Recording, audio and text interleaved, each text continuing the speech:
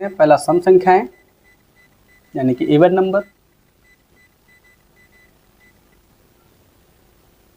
Number, और दूसरा क्या हो जाएगा आपका विषम संख्याएं यानी कि ऑड नंबर। दो तरीके से हम इसको डिवाइड कर लेते हैं।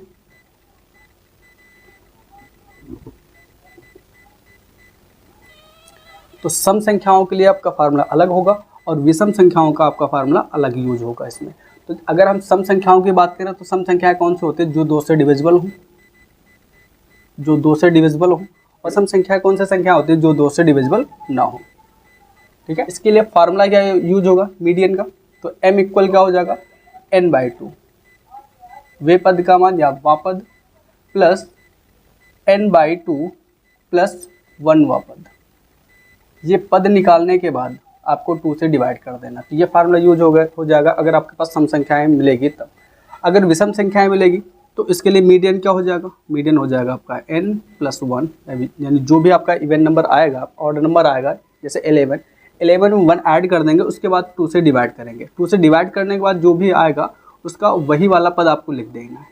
तो ये दो तरीके से फार्मूले यूज होंगे, सम संख्याओं के लिए अलग फार्मूला, विषम संख्याओं के लिए अलग फार्मूला। ये फार्मूला यूज कहाँ पर होगा, ये फार्मूला तब यूज हो 1 से लेकर 20 तक सभी विषम संख्याओं का, या 1 से लेकर 10 तक प्राकृतिक संख्याओं का। ऐसे कोई भी नंबर आपका आ सकता है जिसका माध्यिका निकालना हो सकता है। अगर मान लो कि हम एग्जाम्पल से समझें तो इसका हम क्वेश्चन देखते हैं।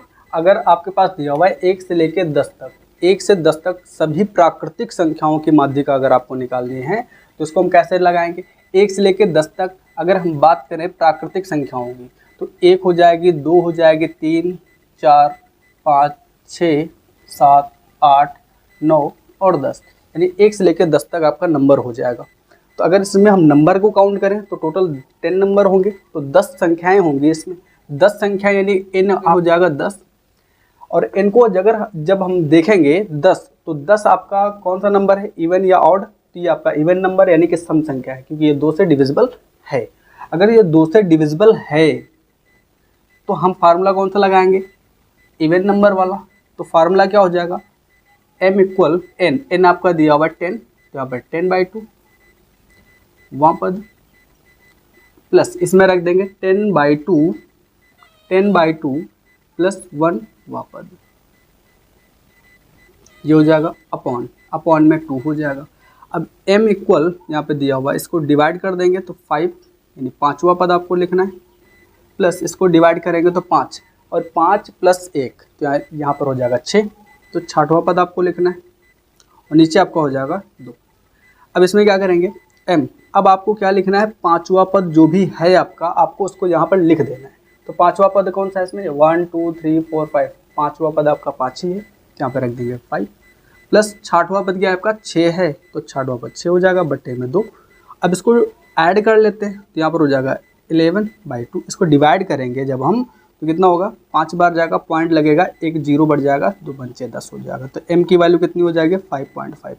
इस तरीके से आप इसको आसानी से निकाल सकते हैं। बट अगर इसको शॉर्ट तरीके से भी लगाना है ना तो कैसे लगाएंगे, एकदम 2 मिनट क्या कह सकते हैं, इसको 50 सेकंड में लगा सकते हैं।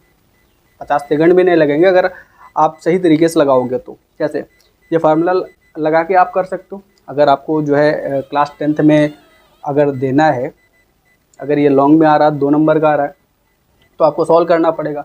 बट यही क्वेश्चन अगर आपका ऑब्जेक्टिव में आ जाए तब आपको कैसे करना है, तब आपको ये इतना सब करने की ज़रूरत नहीं है। बस आपको क्या करना है, अगर आपके पास जो भी दिया हुआ है तो उसको सबसे पहले आपको आरोही क्रम में लिख देना है, यानी कि बढ़ते क्रम में लिख देना है। ये बढ़ता क्रम ऑलरेडी है, तो बढ़ता क्रम ऑलरेडी है तो इसमें कुछ करने की ज़रूरत है नहीं। तो आपको क्या करना है, बस आपको सीधा आगे से पहली संख्या और पीछे से संख्या आपको काटते हुए चले जाना है। तो आगे से काटना है, पीछे से काटना है, फिर आगे से जो बीच में बच जाएगा, जो बीच में दोनों बच जाएंगे उनको ऐड कर लेना है, उनको ऐड करना है। अब कितने नंबर को हमने ऐड किया, 2 नंबर को ऐड किया। अब 2 से डिवाइड कर दो, अब बचेंगे 2 ना, तो 2 नंबर बचे तो इसको काट। लेकिन अगर ऑब्जेक्टिव में आया तब, ऑब्जेक्टिव में नहीं आएगा तो आपको पूरी कैलकुलेशन ऐसी करनी पड़ेगी। ये फार्मूला आपको लगाना पड़ेगा। तो चलिए इसका सेकंड टाइप का क्वेश्चन देखते हैं, यानी विषम नंबर वाला। अगर विषम संख्या आपके पास मिलेगी तो आपको ये वाला फार्मूला लगाना है माध्यिका में। तो देखिए ज़रा, अगर आपका ये कोई भी नंबर दिए हुए हैं इस तरीके से, तो सबसे पहला काम हमको करना है इसको आरोही क्रम में लिख लेना है। आरोही क्रम यानी असेंडिंग ऑर्डर। आरोही क्रम का मतलब बढ़ते क्रम में, पहले आपको छोटा नंबर लिखना है, फिर उससे बड़ा, फिर उससे बड़ा, फिर उससे बड़ा, फिर उससे बड़ा। तो पहले इसको लिखेंगे हम असेंडिंग ऑर्डर यानी कि आरोही क्रम में लिखेंगे इसको। तो सबसे छोटा नंबर कितना है इसमें 12, तो 12 को पहले लिख देंगे हम, 12 पहले लिख दिया। इससे बड़ा कौन सा नंबर है 13। असेंडिंग ऑर्डर में लिखना है यानी बढ़ते क्रम में आपको सभी संख्याओं को लिख देना है। तो 12 13, उसके बाद होगा 15, 15 के बाद 18, 18 के बाद 19, 19 के बाद 21, 21 के बाद 22। एक बार चेक कर लेंगे इसको कि हमने जो लिखा है क्या बराबर नंबर है इसमें। 1 2 3 4 5 6 7, 1 2 3 4 5 6 7, यानी 7 ऊपर भी है और 7 नीचे भी नंबर है आपके पास, यानी हमने सही लिखा है और सभी बढ़ते क्रम में भी हैं। इसमें कितने नंबर हैं इसमें n इक्वल इसमें है 7, यानी कि n 7 नंबर हैं इसमें, यानी कि और ये 7 क्या है आपका एक विषम संख्या है। 7 क्या है एक विषम संख्या है। और अगर आपके पास विषम संख्या मिलती है तो आपको फार्मूला विषम वाला लगाना है। तो विषम वाला फार्मूला क्या है m इक्वल यानी माध्यिका बराबर होगा n यानी कि 7 + 1/2। वह पद, ये वाला पद आपको लिख देना है। तो 7 1 8 हो जाएगा, 8/2 वह पद आपको लिख देना है इसमें।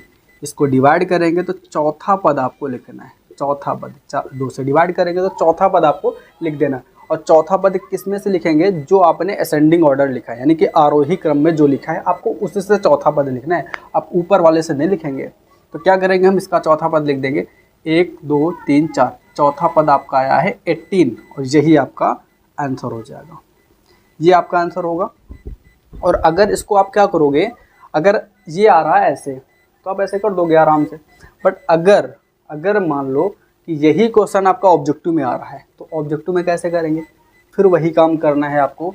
आप पहला काम क्या करोगे, इसको आप असेंडिंग ऑर्डर में लिखोगे। असेंडिंग ऑर्डर का मतलब आरोही क्रम यानी बढ़ते हुई संख्या यानी बढ़ते क्रम में लिखेंगे। और बढ़ते क्रम में लिखने के बाद आपको बीच वाला नंबर लिख देना है, बस और कुछ नहीं करना है। इसमें देखो ज़रा, ये पहले आगे से और ये पीछे से इसको कट करते हुए चले जाएंगे और कट करेंगे तो ये दोनों नंबर कटेंगे, ये दोनों नंबर कटेंगे तो बच जाएगा आपका 18। यही आपका आंसर हो जाएगा।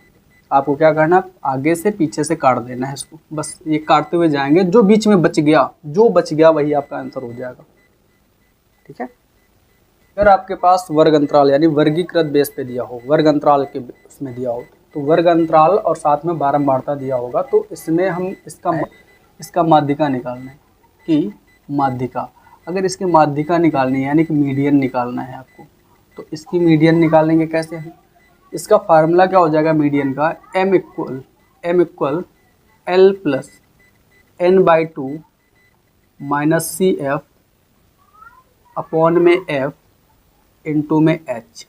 अब l आपका होगा, ये L1 ही मान सकते हैं, पहला वाला वर्ग अंतराल में जो पहला वाला नंबर होगा आपको वो लेना है। उसके बाद n/2 जो भी नंबर होगा, जो भी इसके नंबर होंगे टोटल नंबर को आपको जो है 2 से डिवाइड कर देना है।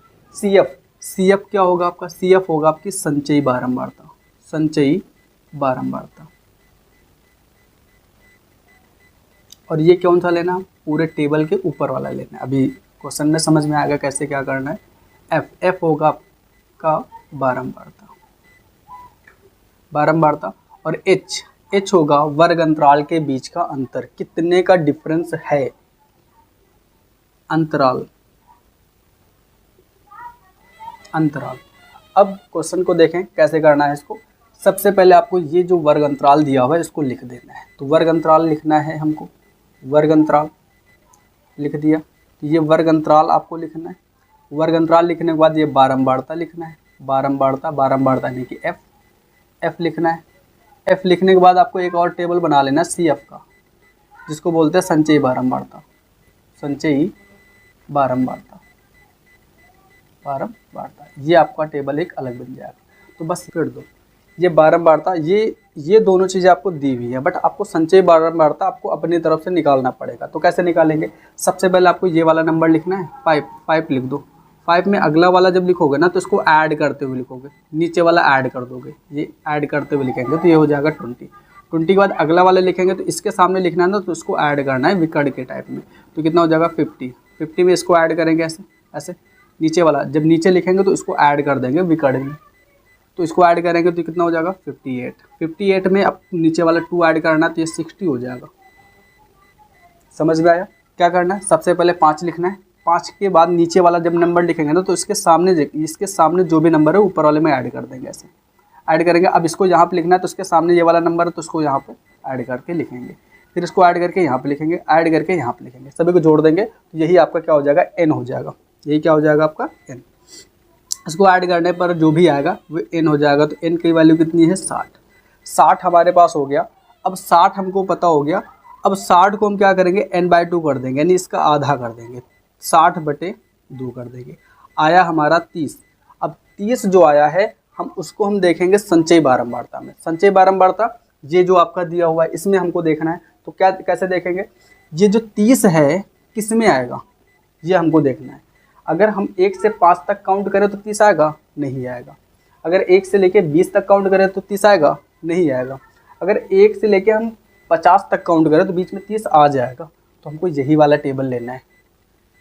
इस वाले में नहीं आएगा क्योंकि 30 ज़्यादा है, इस वाले में आ जाएगा क्योंकि इसमें 30 आएगा, उसके बाद ही आपका 50 आएगा। तो ये वाला आपको टेबल लेना है, तो बस यही आपको बना लेना है। ये हमने बना लिया, ये बना लेंगे, सारी चीज़ें इसी में ले लेना है हमको। तो सबसे पहला काम ये आपका L1 होगा, ये आपका L2 होगा। तो हमको लेना कौन सा है, L1 वाला लेना है। तो L1 कितना है आपका, L1 आपका है 20, ये आपका L1 हो गया। उसके बाद आगे बढ़ेंगे तो ये क्या मिला आपको, ये मिला आपका F, यानी F हो जाएगा, ये हो गया आपका F यानी कि बारंबारता। तो 30 हो गया। अब उसके बाद क्या देखेंगे, ये आपका जो वर्ग अंतराल है इसमें कितने का डिफरेंस है ये हमको देखना है। तो डिफरेंस कितने का है, इसमें 20 से 30 है, यानी कि 10 का डिफरेंस है। अब उसके बाद ये सारी चीज़ें आपको जो है उसी टेबल में ही लेना है, लाइन में ही लेना है, बट आपको CF यानी कि संचयी बारंबारता इस लाइन में नहीं लेना है। तो कहाँ लेना है, फिर सारी चीज़ें इस लाइन में लेना है हमको। CF इसके ऊपर वाली लाइन में लेना है। बस ये आपको इसमें थोड़ा सा अलग रहेगा, बाकी सारी चीज़ आपको इसी लाइन में लेना है।